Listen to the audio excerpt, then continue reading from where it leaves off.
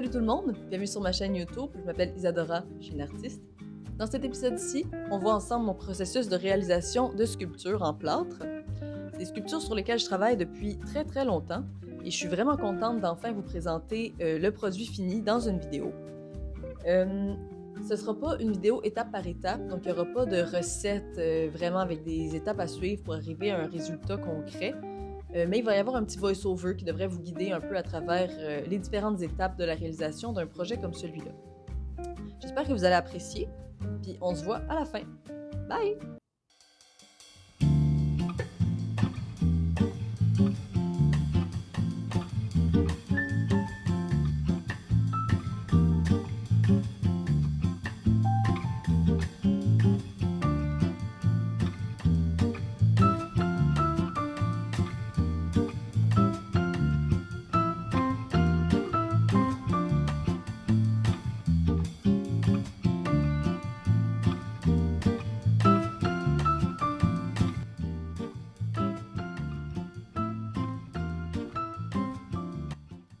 Alors, VoiceOver Isa, ici présente, je vais venir vous guider un peu à travers la vidéo pour que vous compreniez un peu plus ce qui se passe.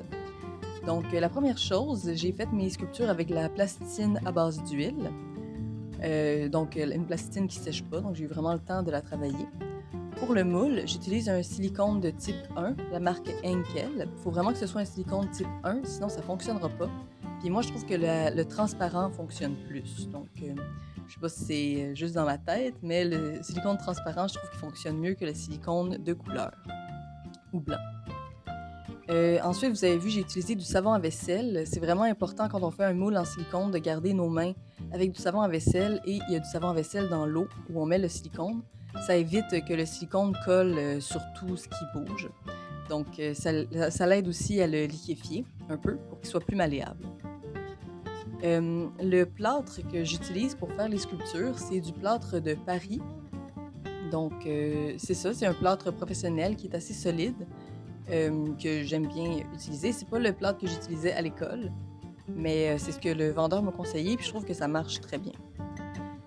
Un truc à noter aussi quand on fait un moule, c'est d'avoir au moins 1 pouce à peu près d'épais partout autour de la sculpture pour vraiment qu'il y ait une protection autour de la sculpture puis s'assurer que le silicone ne soit pas trop mince pour qu'il bouge trop quand on fait quand on coule la sculpture dedans. J'utilise aussi de la vaseline. La vaseline, dans le fond, ça va éviter au plâtre de coller au silicone. Donc, je l'utilise à l'extérieur du moule quand je fais mon moule en plâtre autour de ma pièce en silicone. Et aussi à l'intérieur du moule quand je vais venir couler mes statues. La vaseline, très important. Ensuite, à noter, quand on mélange le plâtre, c'est un ratio 2 pour 1. Donc, 2 portions de plâtre pour 1 portion d'eau, le plâtre de Paris en tout cas. Et quand on mélange, il faut avoir à peu près la consistance d'un mélange à crêpes, je dirais. Donc, liquide, mais pas trop quand même. Je compose ici un moule en 2 parties. C'est ce qui va être le plus efficace pour venir ouvrir mon moule après. Donc, je fais la première partie. Partout, je viens vraiment faire une séparation qui est le plus droite possible. Puis après, je vais venir enduire mon moule, mon plâtre qui est sec avec de la vaseline. Puis mon moule aussi est enduit de vaseline pour éviter que la deuxième partie de plâtre vienne coller à ma première moitié. Vous allez voir un peu plus loin, ça n'a pas tant marché, donc j'ai coupé le plâtre en deux. En fait, Thomas a coupé le plâtre en deux avec une Dremel pour que ce soit plus efficace pour ouvrir. Mais d'habitude, c'est supposé marcher. Mais moi, je sais pas, je pense que c'est peut-être le plâtre de Paris qui a une adhésion trop forte, mais ça n'avait pas marché pantoute.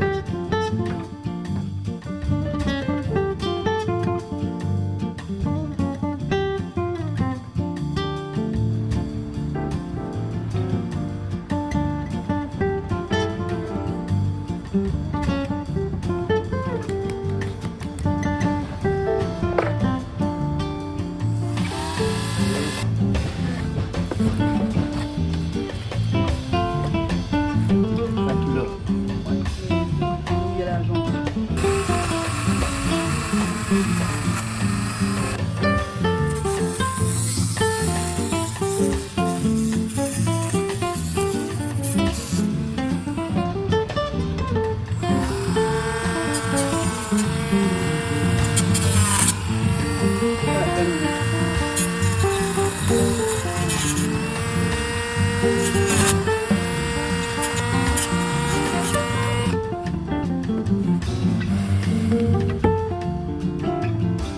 Nice.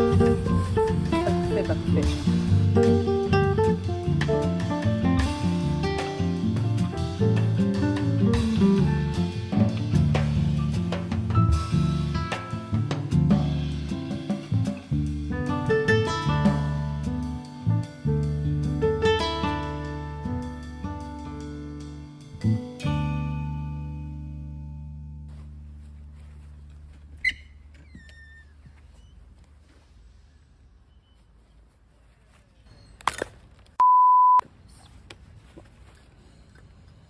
Pas grave.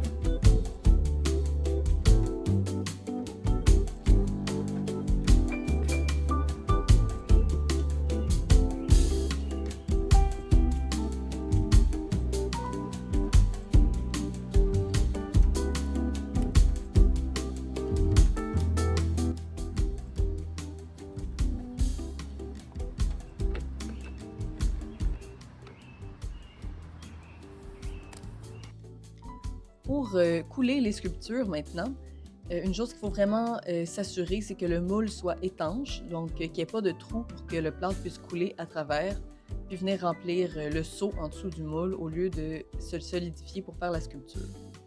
Pour mixer, pour faire la sculpture, c'est la même chose, c'est un ratio 2 pour 1. Il faut faire vraiment attention de ne pas trop mettre d'eau puis vraiment avoir une consistance de mélange à crêpes.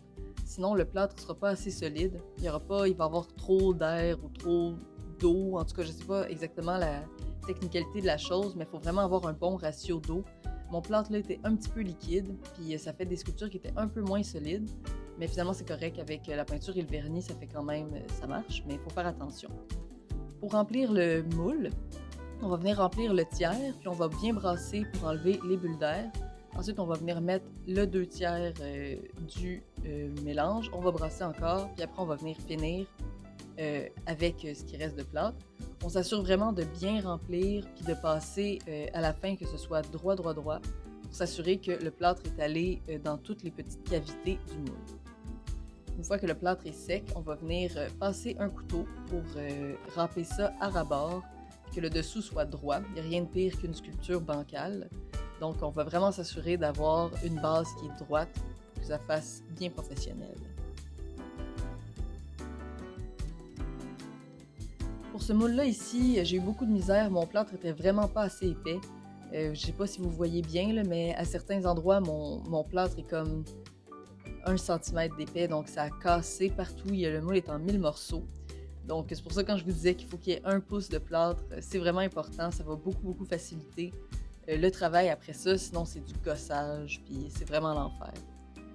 Comme mon moule en plâtre n'était pas bien fermé, ça n'a pas permis au moule en silicone d'être parfaitement étanche. Il y a eu des pressions inégales. Donc, la grande sculpture a été beaucoup, beaucoup de troubles à couler. Le résultat est correct. J'ai réussi à l'arranger, mais vraiment, si ça avait été la première fois que j'aurais fait ça, j'aurais vraiment pas su quoi faire. Ensuite, pour venir finir la sculpture, vous allez voir, je vais venir la passer au ciseau à bois pour vraiment enlever les grands excès de plâtre. Puis après, on va de plus gros au plus petit.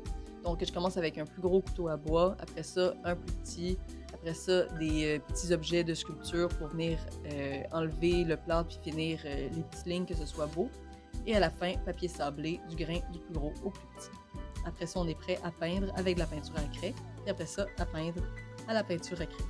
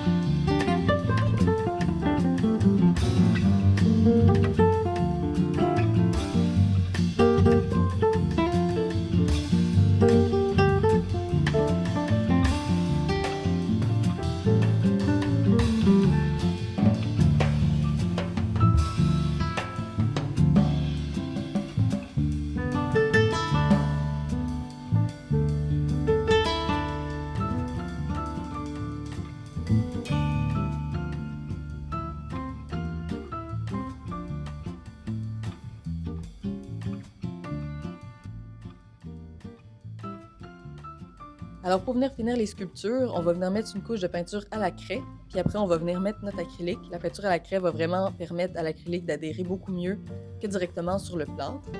Et puis pour vernir, j'utilise un vernis qui s'appelle le Triple Thick. Je vais lister tous les matériaux que j'ai utilisés dans la description en bas. Donc vous allez pouvoir vraiment avoir une idée de ce que j'ai utilisé. Puis n'hésitez pas à m'envoyer une question ou à commenter si vous avez d'autres questions. Le Triple Thick, c'est un vernis qui est 3 fois plus épais qu'un vernis normal. Donc, ça va venir faire comme un côté quasiment bonbon, vraiment un effet de vitre sur la sculpture. J'aime beaucoup ce fini-là, puis je trouve que ça fait bien ressortir, ça met une cohésion à la pièce, puis ça vient l'unir un peu plus. Pour la suite des choses, je sais pas trop comment vendre ces œuvres-là. Je connais pas beaucoup le marché de l'art. Je vais peut-être essayer de les avoir exposées dans des galeries, sinon je vais les mettre sur Etsy, je sais pas trop encore, mais vous allez être au courant de mon processus de vente pour la suite. Ce que j'ai appris de cette expérience-là, j'ai commencé la sculpture en plasticine. La première que j'ai faite, c'est la plus grosse. Je l'ai faite en novembre passé, donc novembre 2022. J'ai attendu beaucoup de temps pour les finir. Je pense que j'avais peur de ruiner l'affaire, puis j'ai passé tellement de temps à faire mes sculptures en plasticine que j'avais peur d'ouvrir le moule, de les couler, puis finalement ce soit un échec total. Mais il faut pas avoir peur. Vraiment, ça s'est bien passé au final. Il faut avoir confiance, puis de toute façon, qu'est-ce qui peut être si pire que ça, t'sais? Les pièces n'étaient pas trop complexes. Il faut vraiment commencer avec des pièces qui sont assez faciles, donc qui n'ont pas beaucoup de parties minces, qui n'ont pas beaucoup de... En anglais, on appelle ça des undercuts, je sais pas comment on dit en français, mais de vraiment comme de trous, là, de cavités où le plâtre pourrait venir se briser, où on pourrait ne pas bien mettre le silicone pour faire le moule. Donc, le plus rond, le plus simple possible. Comme ça, on se trompe pas, puis il n'y a pas beaucoup de chances que ça marche pas. Si on prend bien notre temps, puis qu'on fait le moule comme il faut, après ça, le plâtre, ça coûte presque rien. Donc, on peut en couler plusieurs, puis s'améliorer au fur et à mesure. J'ai appris avec ce projet-là à oser et puis à aussi assumer le fait que j'aime beaucoup le 3D. On dirait il n'y a pas beaucoup de gens qui font de la sculpture autour de moi. Il y a beaucoup de gens qui font de la peinture, du dessin, beaucoup plus du 2D. Mais le 3D, c'est pas vraiment présent dans mon entourage. Donc on dirait que j'avais peur, j'appréhendais un peu le fait d'être une artiste 3D, mais je pense que ça fait beaucoup plus partie de mon processus artistique que je pensais. Puis je pense que c'est là que ma force se tient plus, même c'est ça qui me distingue des autres artistes. Donc il faut assumer ce qu'on est, puis il faut pas avoir peur. Puis je le dis à moi-même, hein, à vous, mais à moi aussi. Donc il faut pas avoir peur, puis il faut oser. Il faut essayer des affaires, puis au pire, hein, que c'est rien que... C'est juste une petite sculpture, là, au pire. On en aura fait, puis ça n'aura pas marché. C'est pas plus grave que ça. Fait que sur ces belles paroles, je vais vous laisser terminer la vidéo, puis on va se revoir pour la clôture à la fin. Donc, je vous laisse sous cette ambiance jazz.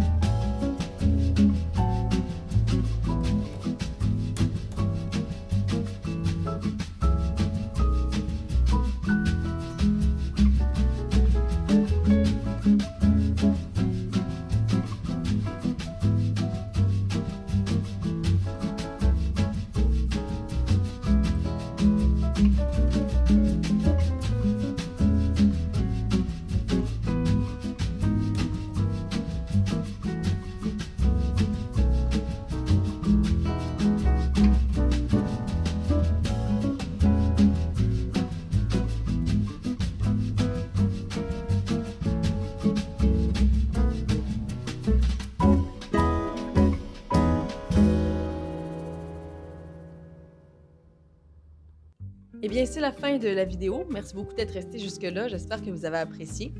Pour la suite des choses, je vais essayer de développer une routine afin de partager une vidéo par semaine à tous les vendredis. Je vais faire de mon mieux pour que ce soit le plus consistant possible. J'aime beaucoup faire des vidéos, puis j'ai tendance à remettre toujours au lendemain.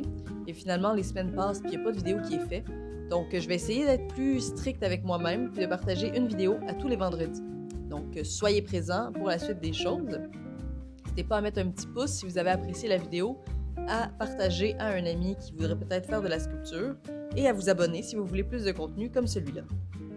Donc, merci beaucoup d'être resté jusqu'à la fin, puis on se voit la semaine prochaine. Bye!